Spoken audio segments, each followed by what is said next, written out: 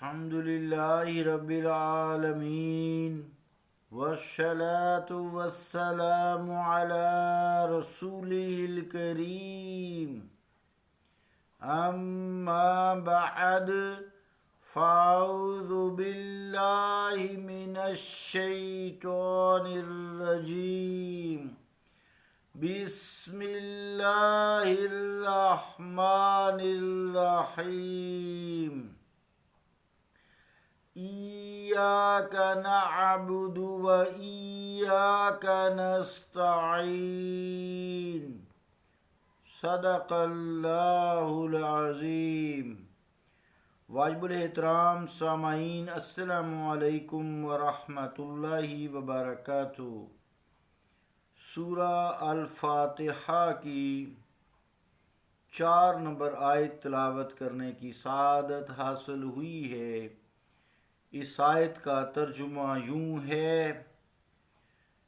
تیری ہی ہم عبادت کرتے ہیں اور تجھ سے ہی مدد چاہتے ہیں۔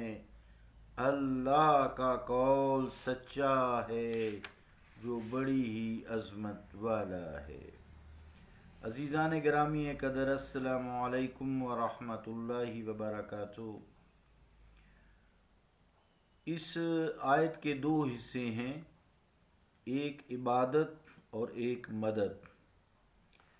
آئیے سمجھتے ہیں کہ عبادت کیا ہے۔ عزیزان گرامی قدر، آپ کو لغت اور تفسیر کی کتابوں میں اس کا یہ معنی ملے گا: اقصی غایات الخضوع والتذلل۔ ترجمہ کیا ہے اس عربی الفاظ کا؟ یعنی حد درجہ کی عاجزی اور انکساری۔ علماء خیر، اولیاء کرام، مفسرین قرآن اس کی مثال سجدہ سے دیتے ہیں۔ حالانکہ سجدہ ہی صرف عبادت نہیں بلکہ حالت نماز میں نماز کی ہر حالت ہی عبادت ہے۔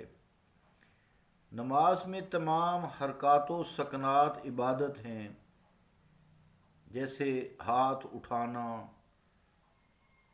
ہاتھ باندھ کر کھڑے ہونا، پھر رکوع کرنا، رکوع میں جھکنا، پھر رکوع سے کھڑے ہونا، پھر ہاتھ چھوڑنا، سجدہ کرنا، پھر سجدہ کے ایک سجدہ کے بعد بیٹھنا، قعدہ جسے کہتے ہیں، حالت التحیات، اس میں 2 زانو بیٹھنا، پھر نماز سے نکلنے کے لیے دونوں طرف دائیں بائیں سلام پھیرنا، یعنی منہ پھیرنا۔ عزیزان گرامی قدر، یہ سب ہی عبادت ہیں۔ اگر عبادت صرف تذلل کا ہی نام ہو، انکساری ہی کا مرتبہ آخری ہو، اور یہ آخری مرتبہ سجدہ ہی ہے یقیناً، تو کیا یہ باقی چیزیں عبادت نہیں ہیں؟ مسلمان اس کا تصور بھی نہیں کر سکتا۔ اور اگر یہ ساری چیزیں مطلقاً عبادت ہیں، اور یقیناً ہیں، اس میں کوئی شک نہیں، تو اگر کوئی شاگرد اپنے استاد کے سامنے، بیٹا اپنے باپ کے سامنے 2 زانو ہو کر بیٹھتا ہے، یا ان کی آمد پر احتراماً تعظیماً کھڑا ہو جاتا ہے، تو یہ کیا کہنا درست ہے کہ اس نے اپنے استاد یا باپ کی عبادت کی اور اس کو اپنا معبود بنا لیا؟ حاشا وکلا، یہ تو غلط عقیدہ ہے، ایسی بات نہیں ہے۔ پھر اس میں شرک کا بھی کوئی شائبہ نہیں ہے، اس میں شرک بھی نہیں ہے۔ انما الاعمال بالنیات، تمام اعمال کا دار و مدار نیت پر ہے۔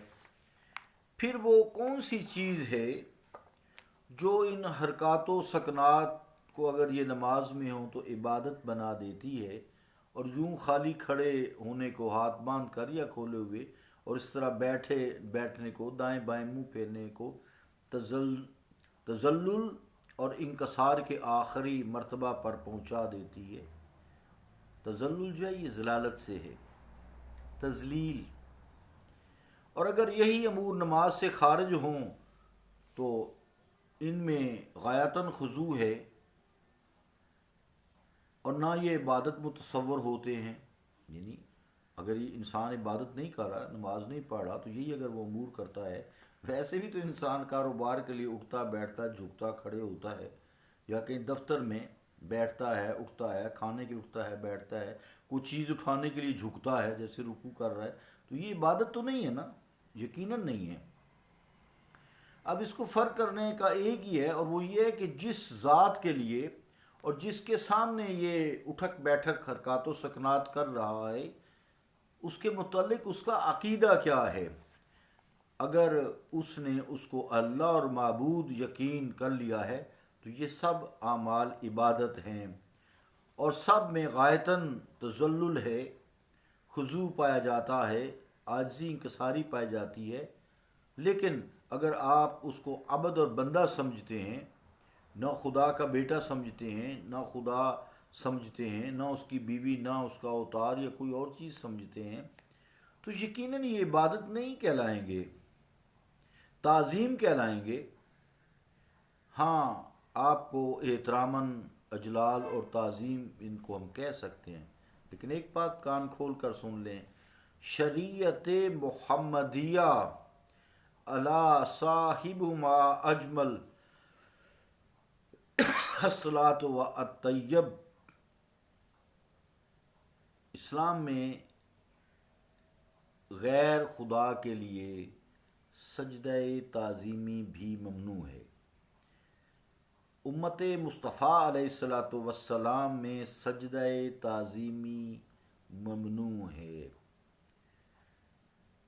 مسلمانوں کے لیے جو محمد پاک علیہ الصلاۃ والسلام کے امتی ہیں، ان کے لیے سجدہ تعظیمی حرام ہے۔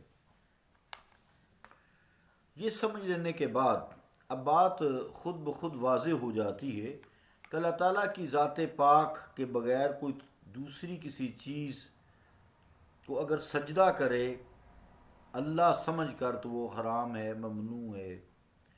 اللہ تعالیٰ کی ذات پاک کے بغیر کوئی دوسری چیز ایسی نہیں جس کی عبادت شرعاً یا عقلاً درست ہو، وہی وحدہ لا شریک ہے، اسی کے لیے تمام مالی جسمانی عبادات ہیں۔ سب سے بالا تر اور قوی تر وہ سب کا خالق ہے، اور سب کو اپنی تربیت سے مرتبہ کمال تک پہنچانے والا ہے، لطف و کرم کا پے ہم می برسانے والا ہے۔ وہ بندہ ہزار خطائیں کرے، لاکھوں جرائم کرے، اپنی رحمت سے وہ معاف فرمانے والا ہے، اور قیامت کے دن ہر نیک و بد کی قسمت کا فیصلہ فرمانے والا ہے۔ تو انسان اسے چھوڑ کر کسی غیر کی عبادت کرے، کیوں؟ آخر کیوں؟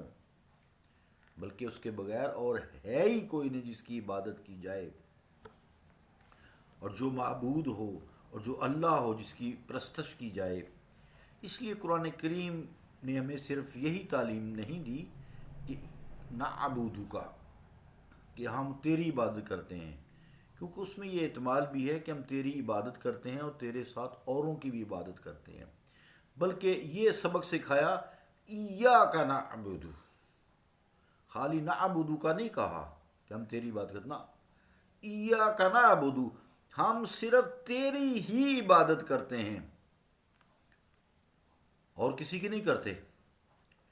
مفسرین کرام نے ایاک کو مقدم کرنے میں جو حصر ہے، تخصیص ہے، اس کے علاوہ دیگر لطائف کا بھی ذکر فرمایا ہے۔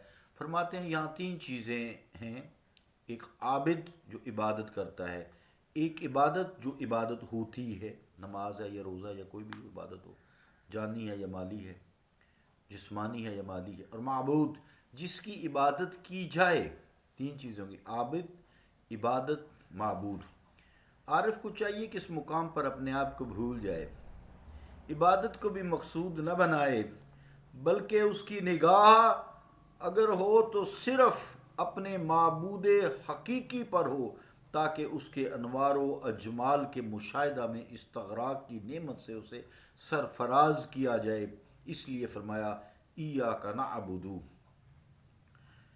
عابد واحد ہے لیکن صیغہ جمع کا استعمال کر رہا ہے۔ اس میں نقطہ یہ ہے کہ اپنی ناقص عبادت کو مقربین بارگاہ سمدیت کی اخلاص و نیاز میں ڈوبی ہوئی عبادت کے ساتھ پیش کرے، تاکہ ان کی برکت سے اس کی عبادت کو بھی شرف پذیرائی ہو۔ اس لیے جب پوچھا نا کہ احسان کیا ہے، حدیث پاک کا حصہ ہے، تو فرمایا تم اللہ کی عبادت ایسے کرو جیسے تم اسے دیکھ رہے ہو۔ اگر یہ کیفیت نہیں پیدا ہوتی تو کم از کم یہ خیال کرو کہ وہ تمہیں دیکھ رہا ہے۔ تو عزیزان گرامی قدر، اس لیے عابد کو چاہیے کہ مقصود اللہ ہی کو بنائے عبادت میں، اپنی عبادت کو، اپنے آپ کو بھول جائے عبادت میں۔ تو اللہ تعالیٰ ہمیں ایسی ہی عبادت کرنے کی توفیق عطا فرمائے جس میں اللہ تعالیٰ کا قرب ہو، اللہ تعالیٰ کی خاص فضل ہو، اس کے لطف و کرم کی نورانی بارش ہو۔ یہ آیت کا آدھا حصہ میں نے کیا، آدھا حصہ انشاءاللہ ایاک نستعین جو ہے یہ کل کروں گا۔ صلی اللہ تعالیٰ علی رسول خیر خلقہ محمد وعلی آلہ وصحابہ، اللہم صلی علی محمد وعلی آل محمد وبارک وسلم۔ صلی اللہ تعالیٰ علی رسول خیر خلقہ محمد وعلی آلہ وصحابہ اجمعین برحمتک یا